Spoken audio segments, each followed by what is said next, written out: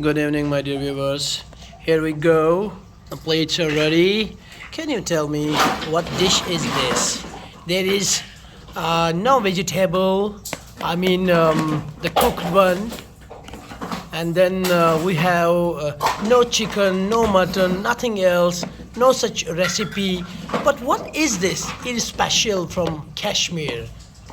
It's special from Kashmir. Can you name this dish in the comment section? What are the ingredients which you use in this? What are the ingredients? Rice, onion, and Onion, oil. rice and Onion, oil and salt.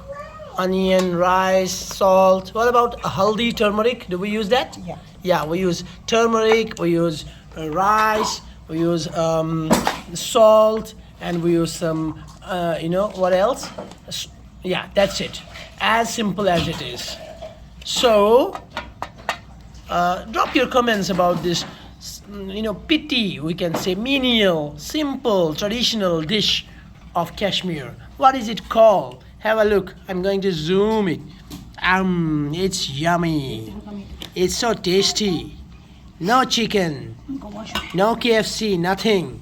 It's as simple as you can put it. Traditional one.